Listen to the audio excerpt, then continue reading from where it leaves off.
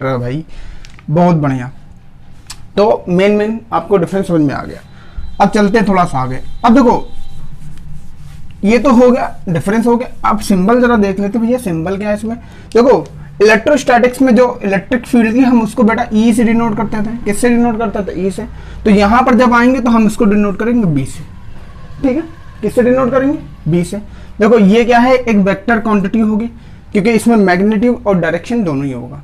ठीक है, magnetic field यदि सही डायरेक्शन में नहीं लगाई जाएगी तो जाहिर से बात है काम बनेगा नहीं, बिगड़ जाएगा।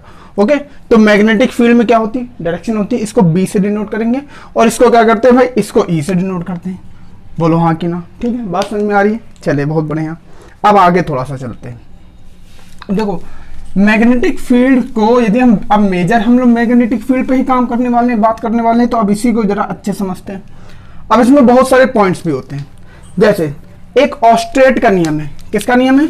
ऑस्ट्रेट का। ओहो थोड़ा सा गीला हो गया है, कोई बात नहीं। हम देखते हैं ऑस्ट्रेट लॉ। एक साइंटिस्ट थे, उन्होंने बताया था भैया कि यदि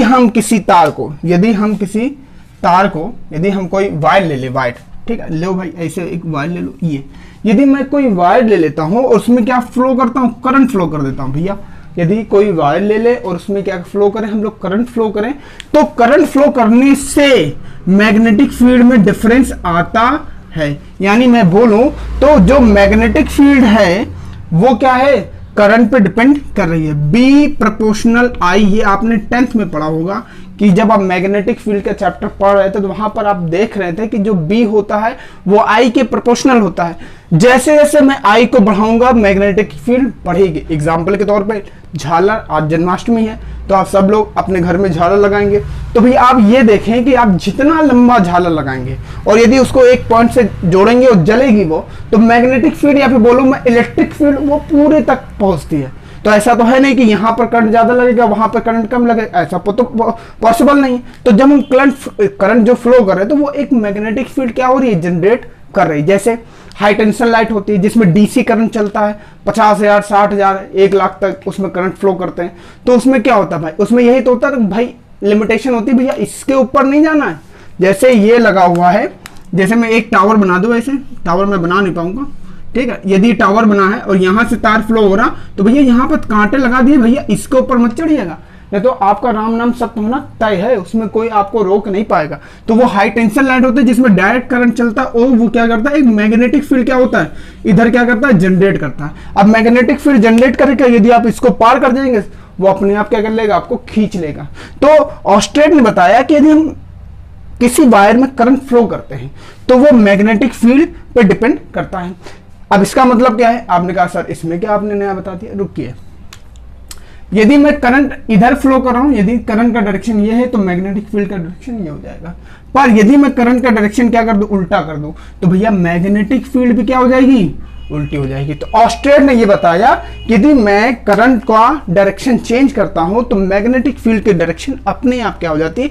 चेंज हो जाती है।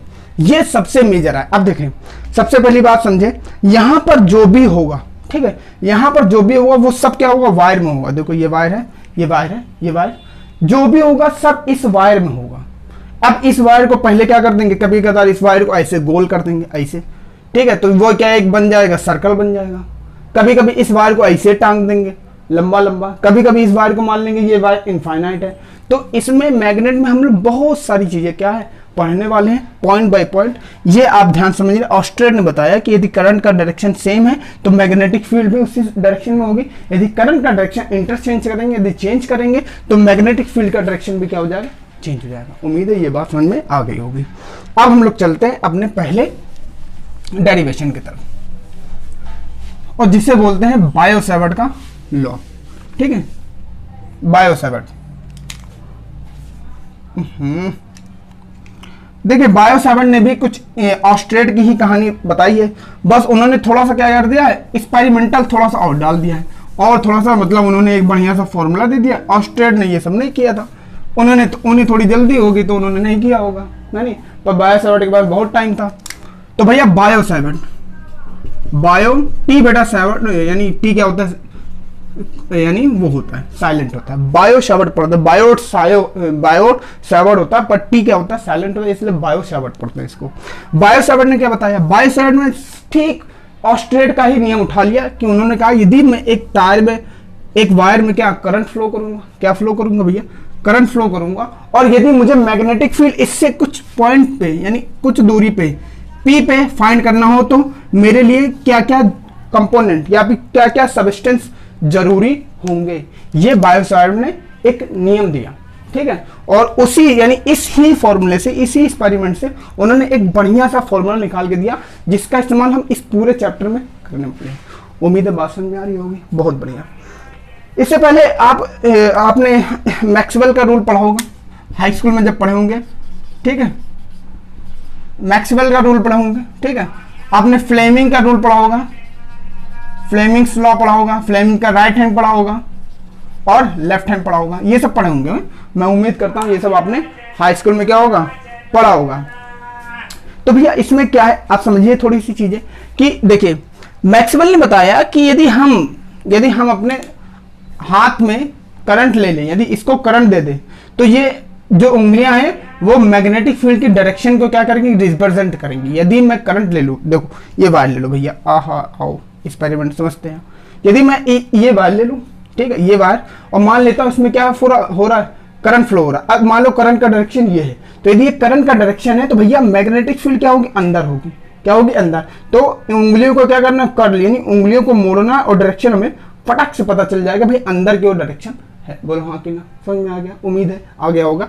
यदि हम किसी मैक्सवेल ने बताया यदि हम अपने हाथ में दाएं हाथ में यदि करंट पकड़ते हैं और अंगूठे को करंट से रिप्रेजेंट करते हैं तो उंगलियां जैसे जिधर की ओर कर्व करेंगी वही हमारा क्या हो जाएगा, डायरेक्शन हो जाएगा। तो भैया इसका डायरेक्शन निकालें, इसका डायरेक्शन क्या होगा, करंट ये है, डायरेक्शन क्या है अंदर की ओर। अच्छा दो चीजें होंगी, डायरेक्शन दो से रिप्रेजेंट करते हैं। पहला इनवर्ड, तो बेटा इनवर्ड को क्या क्रॉस से रिप्रेजेंट करते हैं और आउटवर्ड को क्या करते हैं, डॉट से कवर करते हैं। इतना जरूर आप थोड़ा सा नोट कर लीजिएगा साइड में तो बहुत अच्छा रहेगा। बेसिक अंडरस्टैंडिंग के लिए होना बहुत ज्यादा ही क्या होता है, जरूरी होता है। वैसे फिजिक्स पढ़ाने का एक अपना ही मजा है, यानी थोड़ी सी गर्मी ज़्यादा है इसलिए थोड़ा सा वो हो रहा है, तो थोड़ा सा माहौल और अच्छा होता तो क्या ही, थोड़ा बहुत शोर शराबा भी आ रहा हो एडजस्ट कर लीजिएगा, ठीक है।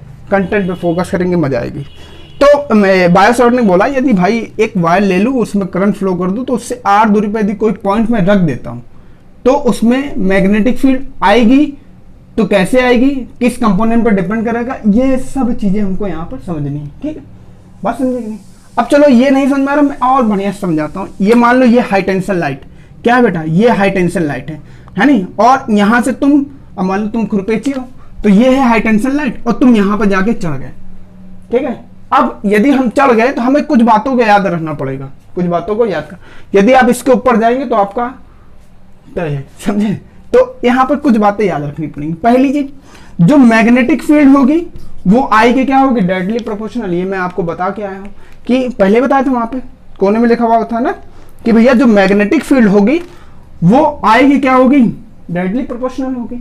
जैसे जैसे मैं आई को फ्लो करूंगा वैसे वैसे मैग्नेटिक फील्ड भी क्या होगी, बढ़ेगी। बोलो हाँ कि ना। अब जैसे समझो यदि ये डिस्टेंस में और कम कर दूं, यदि ये मान लो यदि हाई टेंशन लाइट है, ये हाई टेंशन लाइट है और तुम यहाँ चढ़े बैठे हो, अब ये बताओ यदि मैं इस डिस्टेंस को थोड़ा और कर दूं, यहाँ तुमको बैठा दूं, तो आपके ऊपर करंट का फ्लो बढ़ेगा कि घटेगा? जाहिर सी बात आप करो हाँ बढ़ेगा भाई। तो जाहिर सी बात है यदि मैं थोड़ा सा और भी कम कर दूंगा तो ये डिस्टेंस यदि मैं कम करूंगा तो डायरेक्शन क्या होगा, यानी मैग्नेटिक फील्ड आप पे बढ़ेगी। तो मैं बोल सकता हूँ कि ये इनडायरेक्टली प्रोपोर्शनल होगा, जाहिर सी बात है इनवर्सली प्रोपोर्शनल होगा, क्योंकि भैया आर जो है, आर को बढ़ाने से मैग्नेटिक फील्ड क्या होगी, घट जाएगी, और यदि आर को घटा दूंगा, यदि इसको घटा दूंगा मैग्नेटिक फील्ड क्या हो जाएगी, बढ़ जाएगी। इतनी पॉइंट।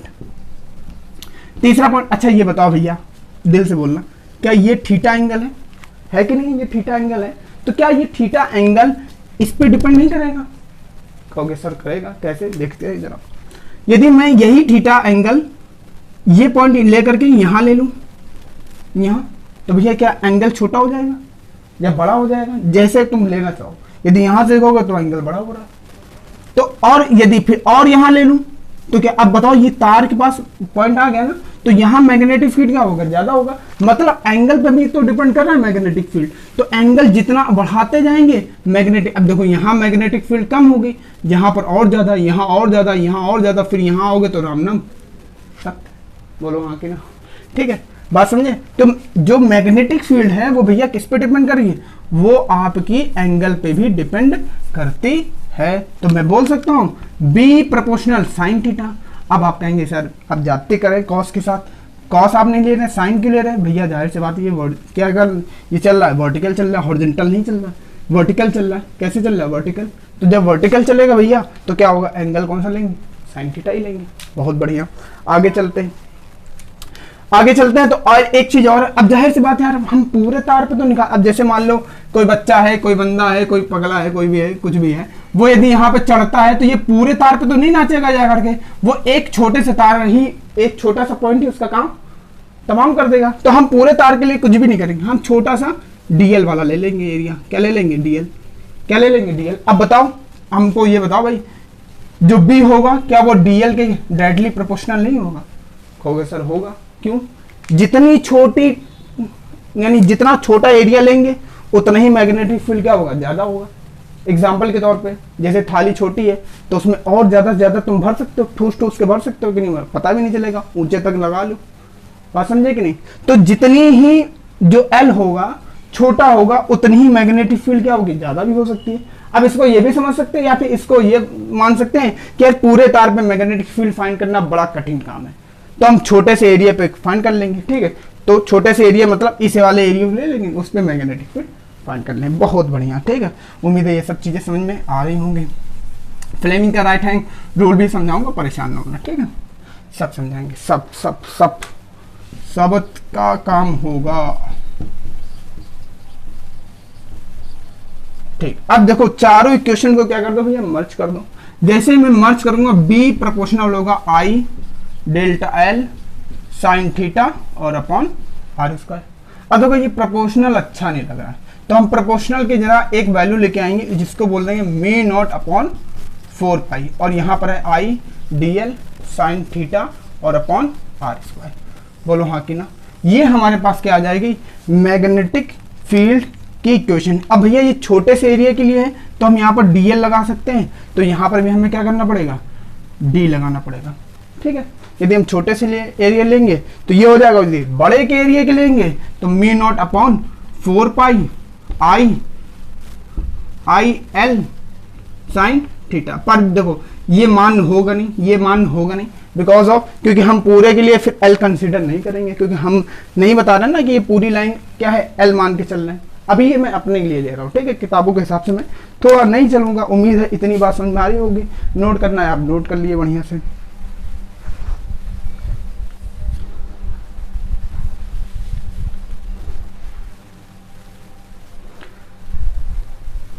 तो उम्मीद है नोट कर लिया होगा, ठीक है। अब आगे चलते हैं। अब देखो इसका वेक्टर फॉर्म भी थोड़ा समझ लेते हैं। अब देखो 2 पॉइंट यहाँ पर मैं बहुत इंपॉर्टेंट बताने वाला हूँ, वो आप जरा देखिएगा। मैंने बताया आपको कि जो B होगा वो I पे डिपेंडेंट होगा, बहुत बढ़िया। B होगा R पे भी डिपेंडेंट होगा, बहुत बढ़िया। B साइन थीटा पे भी होगा, B और DL पे भी होगा, बहुत अच्छी बात। ये सब तो चीजें ठीक है, इतना होगा। चले, साफ करने का मन नहीं हो रहा पर समझ ले, इनवर्ट आउटवर्ट हो जाएगा, ठीक है। जरा समझे मैं क्या कह रहा हूं। यदि हमें अभी जैसे मान लो हमें डायरेक्शन निकालना होगा, क्या निकालना होगा, डायरेक्शन। अब अभी देखो आपने को बताया कि यदि मैं करंट के लाइन पे थंब रखूंगा तो ये हमारा करंट हो जाएगा, और ये उंगलियों को जब करंट यानी मोड़ेंगे तो अंदर हमें डायरेक्शन मिल जाएगा। इसी प्रकार जब भैया क्या होगा, यदि मान लो वायर ऐसा है और यहाँ पे पॉइंट रखा है तो भैया क्या होगा, करंट ये फ्लो होगा, तो फिर ये करंट होगा और ये क्या होगा, घूम के ऐसे निकलेगा। तो मैं कहूंगा ये क्या हो जाएगा, फिर आउटवर्ड हो जाएगा, और ये हमारा यहाँ पर मैग्नेटिक फील्ड क्या है, इनवर्ट हो जाएगी, ठीक है। पर भैया कभी कभी क्या होगा कि हमें मैग्नेटिक फील्ड का डायरेक्शन मिलेगा ही नहीं। कैसे, देखते। यदि मैं क्या कर दूं, केवल इनवर्ट ले लूं, और कभी क्या ले लूं, मैं केवल क्या आउटवर्ड ले लूं, और यहां से एक पॉइंट पी ले लूं, और यहां से भी एक पॉइंट क्या ले लूं, पी ले लूं। अब ये बताओ इनवर्ट का मतलब क्या है भैया, करंट क्या जा रहा है, ऐसे जा रहा है, ऐसे। कैसे जा रहा है, ऐसे जा रहा है। तो जब करंट ऐसे जाएगा तो हम तो पता ही नहीं। अब भाई करंट, अब ये तुम्हारी करंट हो गई, ये और ये उंगलियां कर्व करोगे तो भैया मैग्नेटिक फील्ड क्या होगा, ऐसे ऐसे जनरेट होगा। ठीक है, फिर से समझते। यदि इनवर्ट, ये इनवर्ट का सिंबल है, यदि इनवर्ट मतलब ऐसे करंट जा रहा है, जब करंट ऐसे जाएगा तो भैया क्या होगा, मैग्नेटिक फील्ड ऐसे जनरेट होगी ना, ऐसे। हमने तो बताया कि भैया ये करंट अंदर हो जाएगा और बाहर हो जाएगा। तो मैग्नेटिक फील्ड 4 तरह से निकाल सकते हैं। पहली चीज, जब इनवर्ट जा रही हो, क्या जा रही हो, इनवर्ट, और जब क्या जा रही है, आउटवर्ड। इनवर्ट मतलब अंदर, आउटवर्ड मतलब बाहर। तो यहां से क्या मान लो करंट ऐसे बाहर निकल रहा है, यहां से करंट ऐसे अंदर दिख रहा है। तो यहां पर डायरेक्शन कैसे लेंगे समझिए।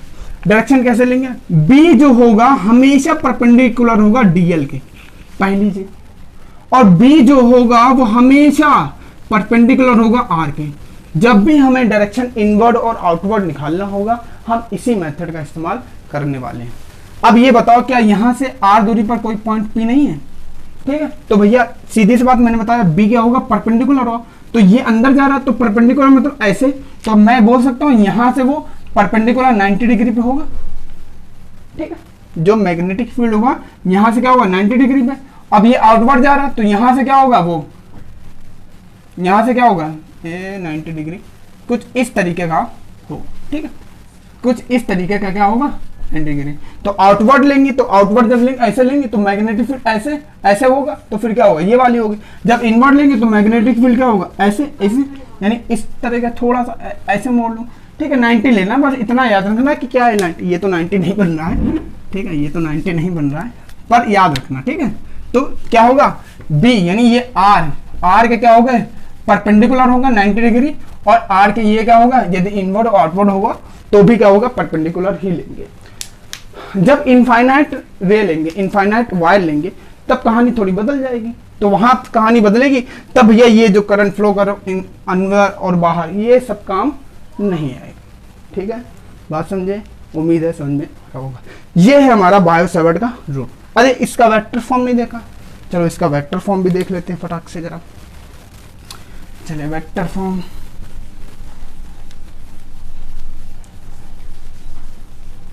डायग्राम फिर से बनाएंगे। ठीक है, वेक्टर फॉर्म की जब मैं बात करूंगा तो जो बी होगा क्या होगा, बी मैं मान लो ये भी वेक्टर है, μ0 अपॉन 4 पाई, भैया ये क्या है, कांस्टेंट वैल्यू है, आई और डीएल, और अपॉन क्या होगा, आर क्यूब।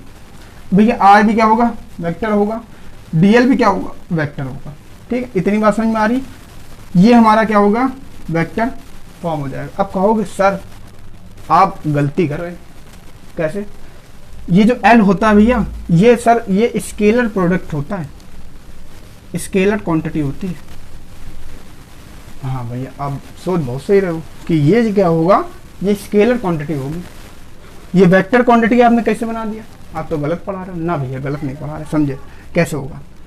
जब भी मैं डीएल लूंगा, जब भी क्या होगा, डीएल क्या लूंगा, डीएल लूंगा, एल लूंगा, हमेशा याद रखे एल के पास डायरेक्शन नहीं होता है, पर जो एल होगा वो आई के डायरेक्शन के पीछे पीछे हमेशा चलेगा, आई के डायरेक्शन में हमेशा पीछे पीछे चलेगा। बहुतों के मन में आ रहा होगा कि सर आई भी तो क्या है, स्केलर क्वांटिटी है, क्योंकि ये वेक्टर रूल को फॉलो नहीं करता है।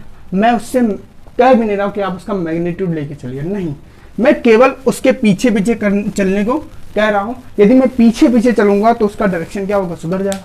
एग्जाम्पल के तौर पर बहुत बढ़िया आपको समझ में आएगा, जैसे एक लड़का बहुत बिगड़ा हुआ है और एक लड़का बहुत अच्छा है, तो उसकी मम्मी ने कहा कि बेटा ऐसा करना, तुम कुछ ना करो, बस ये जो लड़का है ना, बस इसके पीछे पीछे, ये जो करे बस उसी के पीछे पीछे चलो। क्या भैया वो लड़का सुधर नहीं जाएगा? यदि दिल, लगन, मेहनत और तन मन धन से उसका फॉलो किया तो क्या वो सुधर नहीं जाएगा? बस वैसे मान के चलो कि डीएल भी क्या होगा, इसकी धारा यानी करंट की फ्लो को ले लेगा, पकड़ लेगा, तो वो क्या हो जाएगा, वेक्टर क्वांटिटी में कन्वर्ट हो जाएगा। ठीक, और वेक्टर क्वांटिटी को यदि बहुत अच्छे से उसको डिफाइन करना है कि ये वेक्टर होगा या स्केलर होगा, तो हम लोग पोजीशन वेक्टर का भी इस्तेमाल करते हैं, पोजीशन वेक्टर आई, जे और के फॉर्म में। ठीक है, तो ये सब चीज़ें हैं जो हमें इस बायो सेवर्ट के रूल में मैक्सिमम पूछी जाती है। एक चीज़ और मैं यहाँ पे ऐड कर दूंगा, कहोगे सर आपने ये यहाँ से फिर कहाँ से लिया है? तो भैया आप समझते हैं, समझे जरा कि जो यदि मैं डीएल वेक्टर और आर वेक्टर लूंगा तो डीएल और आर वेक्टर की वैल्यू होती है डीएल आर साइन थीटा, इतना जरूर याद रखें। यदि मैं वेक्टर फॉर्म को कन्वर्ट कर दूंगा तो फिर क्या होगा, डीएल आर साइन थीटा। यदि मैं यहाँ पर साइन थीटा, यहाँ पे यदि मैं इसकी जगह, ठीक है, यहाँ पे आई डी एल और आई डी एल, तो इसकी अगर यदि मैं रखूंगा, तो यदि मैं इसके रखूंगा कि क्या रखूंगा, D L R sine theta, तो बेटा इस साइन से एक वाला आर क्या हो जाएगा, कैंसिल। तो बी बराबर क्या हो जाएगा, mu naught upon 4 pi I d l sine theta upon r square. घबराएं बिल्कुल भी ना, ठीक है, घबराएं ना, ठीक है, समझे। बस 4 पॉइंट इसके पहले वाले जो आपने नोट किए वो ज़्यादा इंपॉर्टेंट है। ये वेक्टर फॉर्म तो न्यूमेरिकल्स में इस्तेमाल होते हैं, एनसीईआरटी ये जो नीट वीट है ये कभी कभी वेक्टर फॉर्म में दे देता है, कभी कभी इस फॉर्म में भी वो न्यूमेरिकल दे देता है, डायग्राम बना के दे देगा और फिर डी आर और एल दे देगा, थीटा एंगल दे देगा और आपसे पूछ लेगा। तो वहाँ पर आपको थोड़ी सी इस चीज़ की नॉलेज होनी जरूरी है। फिर मोटी मोटी मैं सबसे मेन जो है इस चैप्टर में आपको मैग्नेटिक फील्ड का डायरेक्शन पता होना चाहिए, क्यों आप जब सर्कुलर मोशन करेंगे, आप इनफाइनाइट रे वाला करेंगे, तो वहां पर आपका इस्तेमाल बहुत ज़्यादा होगा, ठीक है। कुछ बातें हो जो नोट करनी है आप नोट कर सकते हैं।